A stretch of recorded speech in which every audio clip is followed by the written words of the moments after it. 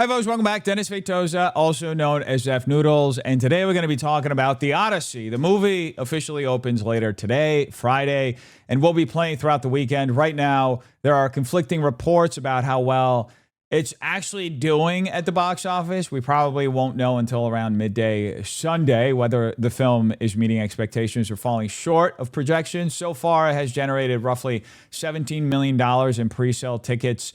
The reviews have also been largely positive from the Hollywood establishment, with left-leaning critics praising the film across the board. At the same time, though, there seems to be a completely different narrative coming from audiences. Some people are walking out saying it's the greatest thing since sliced bread, while others are far less convinced that it's even particularly a good movie. Either way, if you want to sit through the 3-hour runtime and decide for yourself, it officially opens today. Now, before you decide whether or not you're seeing it, there's another controversy surrounding this film that has received far less attention than the reviews or the box office projections. Over the last several weeks, there has been a growing movement calling for a boycott of the Odyssey. This isn't primarily about the American culture war or even the casting choices that have generated so much discussion online. Instead, it centers around Christopher Nolan's decision about where to film this movie. Specifically, Nolan chose to shoot portions of the Odyssey in Moroccan-occupied Western Sahara. According to The Guardian, the indigenous Sahrawi people living there cannot freely tell their own stories or document their own lives without fear of arrest or imprisonment.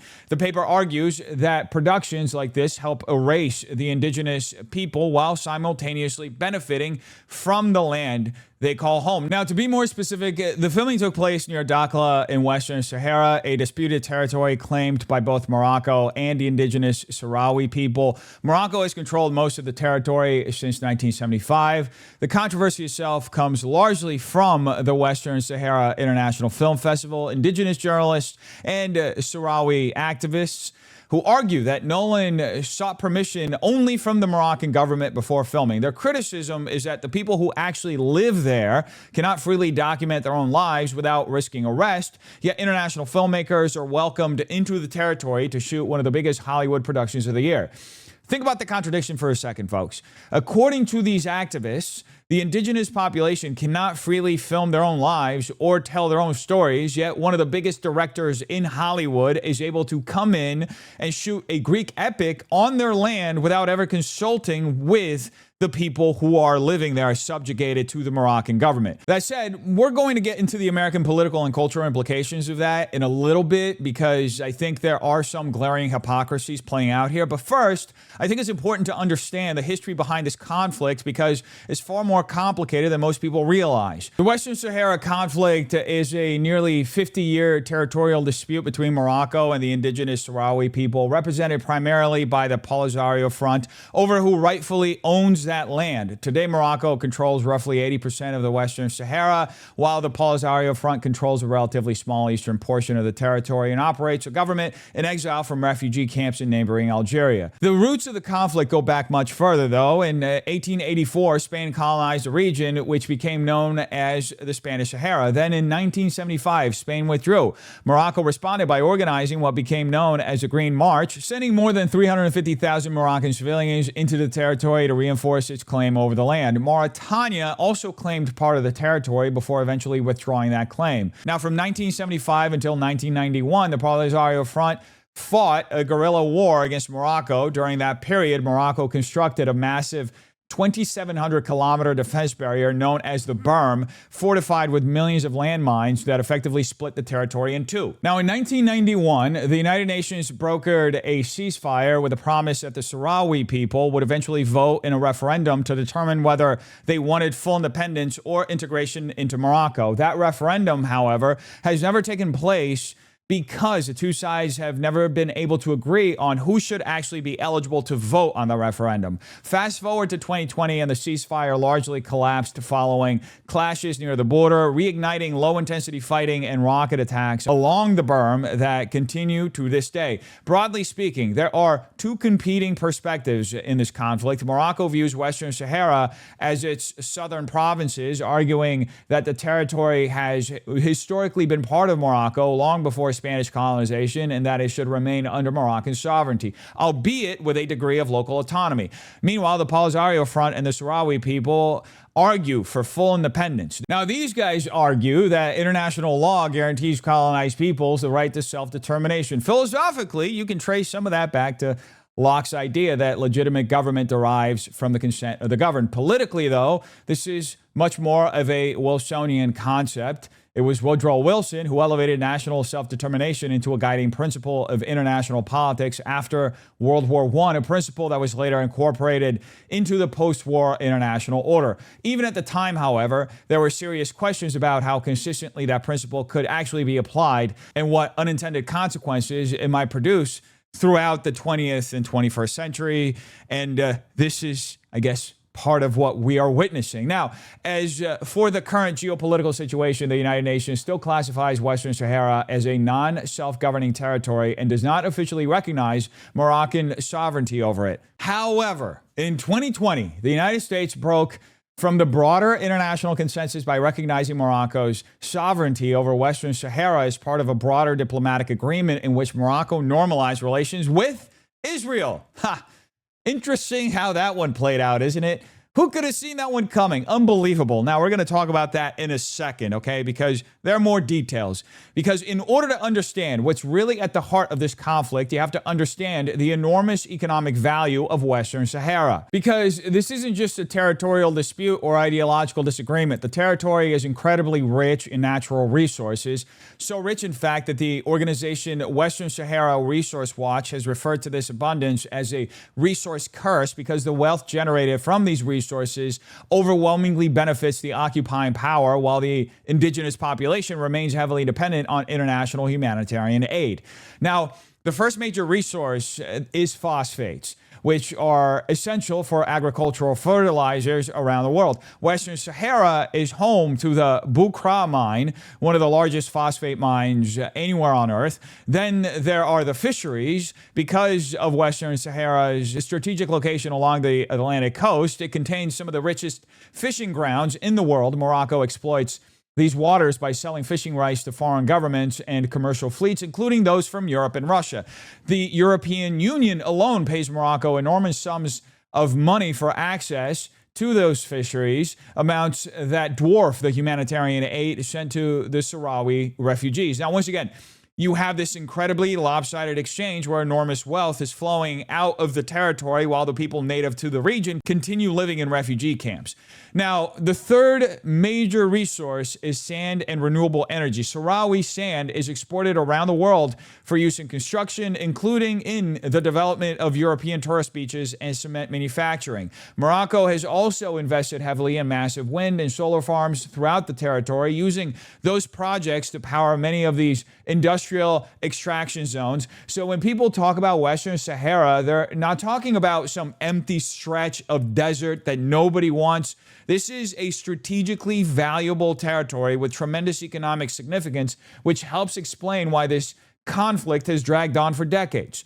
Now, as far as the humanitarian situation, it paints a completely different picture. As we've already established, these resources are overwhelmingly controlled and exploited by Morocco, with the profits largely flowing through Moroccan institutions. The Sahrawi people themselves see very little benefit. Instead, approximately 173,000 Sahrawi refugees remain displaced, living in 5 isolated refugee camps in the inhospitable Hamada Desert near Tindouf, Algeria. Conditions there are extremely harsh. Summer temperatures routinely exceed 122 degrees Fahrenheit. Sandstorms are common. Flash floods regularly destroy the camp's largely mud brick homes. Around 88% of the population experiences food insecurity or is at risk of it, and more than 30% of the children suffer from chronic malnutrition because of limited access to fresh food and medicine. Now, as a result, these refugees rely almost entirely on international humanitarian organizations such as the United Nations World Food Program and the European Civil Protection and Humanitarian Aid Operations for their daily survival. Unfortunately, those aid programs are themselves subject to funding shortages, meaning food rations are regularly reduced.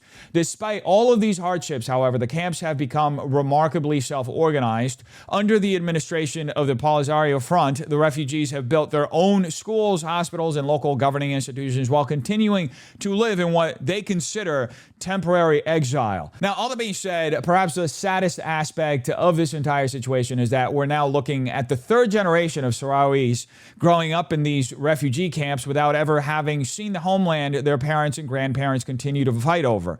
There is virtually no local job market, very few economic opportunities, and since the collapse of the ceasefire in 2020, younger generations have become increasingly frustrated with what they view as decades of political stagnation. Needless to say, this is an incredibly complicated conflict, which is precisely why it continues to attract international attention and why it has become the basis for calls to boycott the Odyssey. Now, back to The Guardian. According to the publication, Sahrawis are aghast that scenes from the Odyssey were shot on their lands. The irony would be comical if it were not so tragic. The article goes on to argue that Christopher Nolan's decision to film in occupied Western Sahara highlights what it calls the extractivist practices embedded in the Western film industry. Now, look, I do want to say something really quick. I want to add an important note of clarification here. This piece is not a straight-up news report. It is an opinion essay, an op-ed written by a Sahrawi author.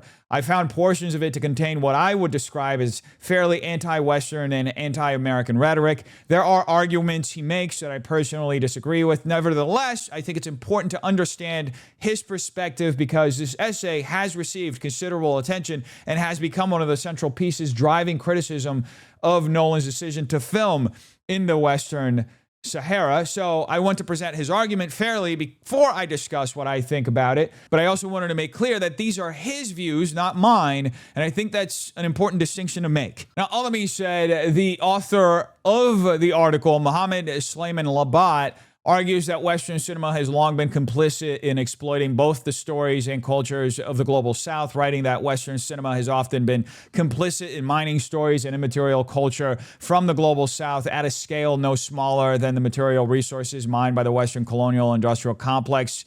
So purely Marxist grievance rhetoric coming out of this guy. Truly unsurprising. I say that sarcastically.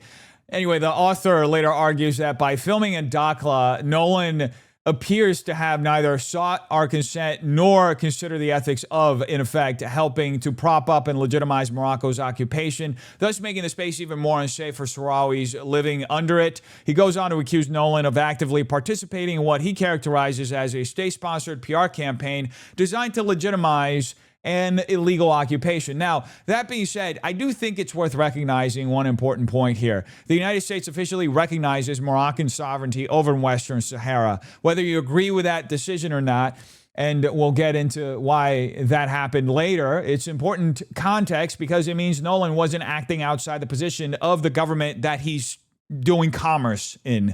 We can certainly debate whether that policy is justified, whether the reasoning behind it is legitimate, or whether America should have made that decision in the first place.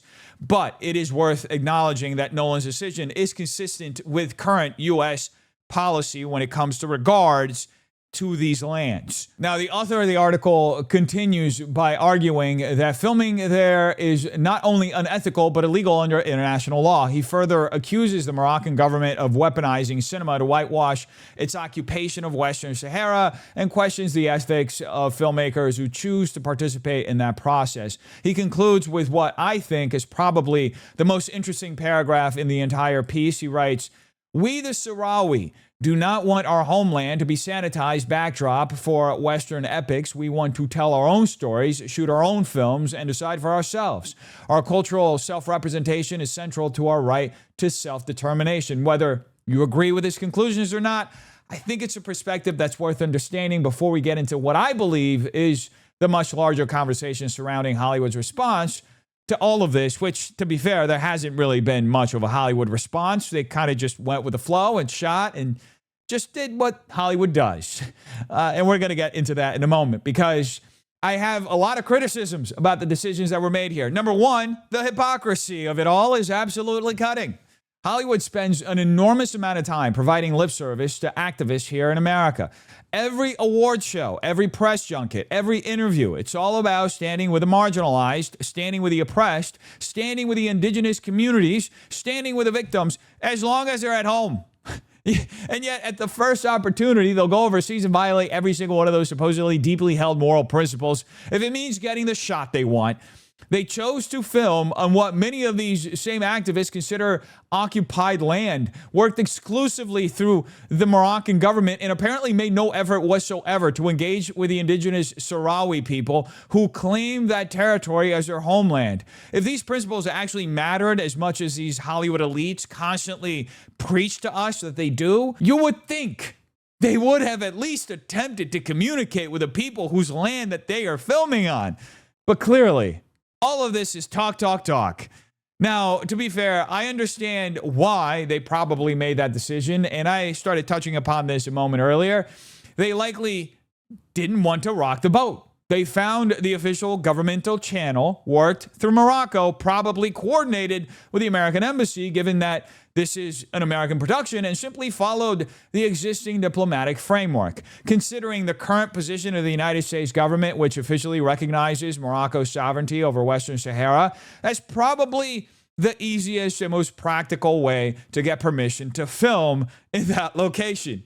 Now, I don't necessarily blame them for wanting to avoid a geopolitical dispute while trying to make their movie. They're filmmakers, not diplomats. But here's the point.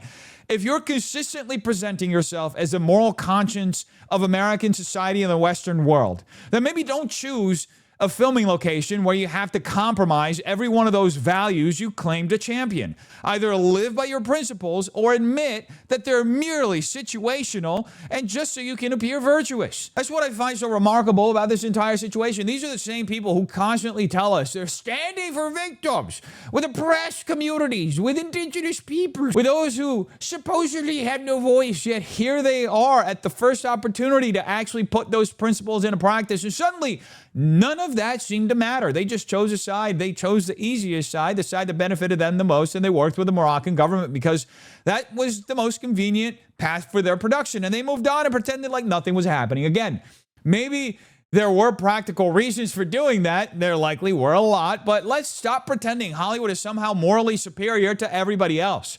They make compromises just like everyone else. Then there's another layer of hypocrisy, or perhaps just cognitive dissonance, that I think is impossible to ignore. This is supposed to be a Greek epic. That's what we're constantly told. Yet they're filming it in Western Sahara while simultaneously assembling what many have described as an all-star, all-diverse cast that has already generated significant criticism online. I mean, Helen of Troy is black. One of the strongest warriors in the epic is a trans. It's a woman LARPing as a dude. And one of the most common reactions I've seen is that outside of Matt Damon playing Odysseus, the cast feels less like ancient Greece and more like a collection of modern identity categories. You have actors from every conceivable ethnic background. You have Indian actors, you have African actors, you have Elliot Page, a biological female cosplaying as a Greek warrior, and yet you have no Greeks. What happened to the Greeks?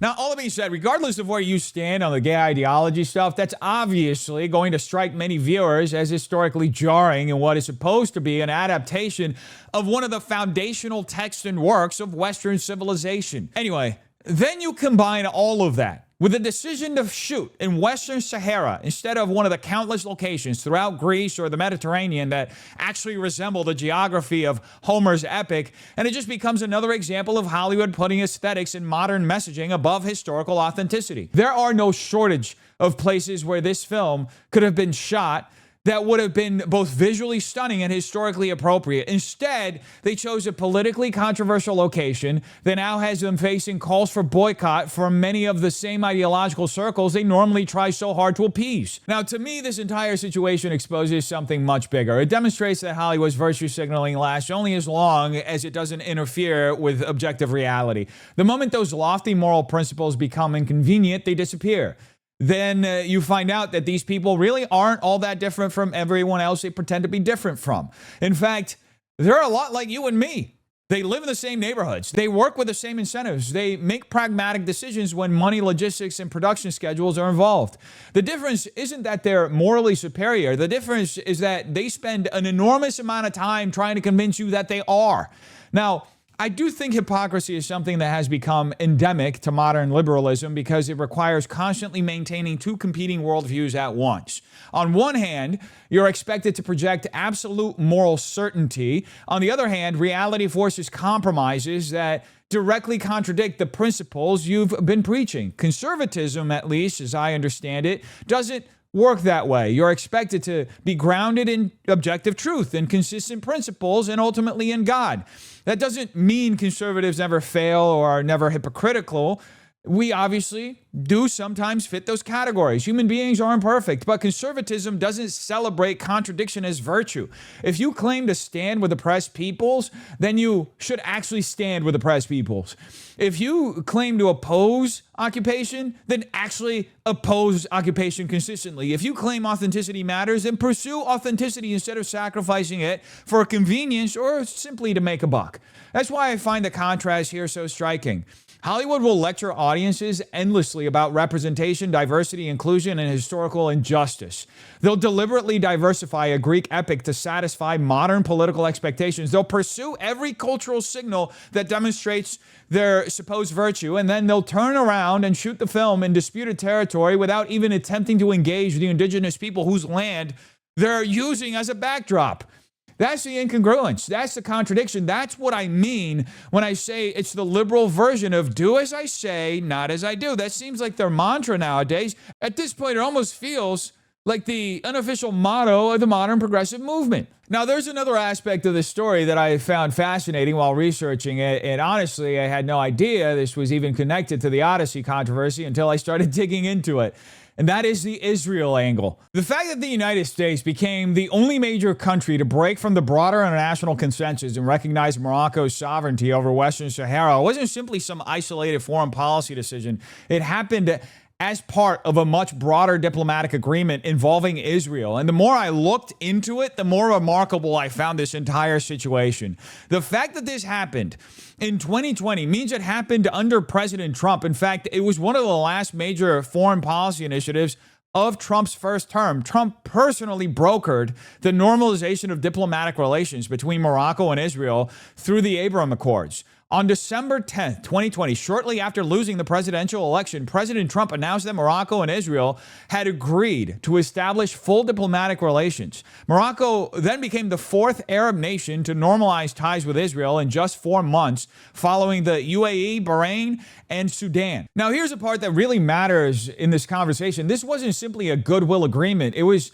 a direct diplomatic quid pro quo negotiated by the Trump administration. In exchange for Morocco agreeing to normalize relations with Israel, the United States reversed decades of American foreign policy and officially recognized Morocco's sovereignty over the disputed territory of Western Sahara. The Trump administration also announced plans to open a U.S. consulate in the city of Dakhla, located within Western Sahara itself, and shortly afterward approved roughly a $1 billion arms sale to Morocco. Needless to say, those weapons would likely be used to defend Morocco's position in the territory against the Polisario Front and the indigenous Sahrawi movement. Now, the agreement itself was formally signed just a couple of weeks later. It reopened liaison offices in Rabat and Tel Aviv with the long-term goal of establishing full embassies, expanding commercial relations, creating direct commercial flights, and allowing mutual overflight rights between the two nations. Now, since then, cooperation between Morocco and Israel has continued to expand across a number of sectors. Now, in my humble opinion, it's remarkable what you end up discovering years later when you start pulling on one thread. I've said this many times before. I believe the United States needs a strategic decoupling from Israel. Now, don't misunderstand me. Trump has done a tremendous amount for this country. I was just looking at the latest border numbers the other day. His administration has made enormous progress securing the southern border and continuing construction of the border wall. Those are achievements that deserve recognition. But at the same time, I think continuing to advance the neoconservative foreign policy agenda to this extent is deeply troubling. This is exactly how you end up with situations like the one we're discussing today. You have an American administration recognizing Moroccan sovereignty over disputed territory as part of a broader Middle East diplomatic agreement centered around Israel. Whether you think that was the right decision or the wrong one, it demonstrates just how interconnected American foreign policy has become to Israeli regional interests. And ironically, Christopher Nolan and the entire woke production behind the Odyssey should probably be thanking Donald Trump. Matt Damon should probably be thanking Donald Trump as well, because if the United States had not changed its position on Western Sahara as part of that agreement, it's entirely possible that filming in that location would have been far more politically difficult for Nolan.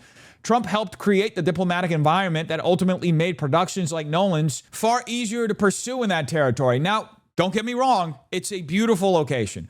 If you're going to try to capture breathtaking cinematic landscapes, I completely understand why a filmmaker would want to shoot there. Western Sahara is visually stunning, but the irony shouldn't be lost on anyone. The very people who are now criticizing Nolan's decision are, in many cases, criticizing a situation that only became politically possible because of diplomatic decisions made years earlier, decisions that many of those same critics either ignored or supported for entirely different reasons. So when I step back and look at this entire story, I see two major themes. First, I see Hollywood's hypocrisy on full display.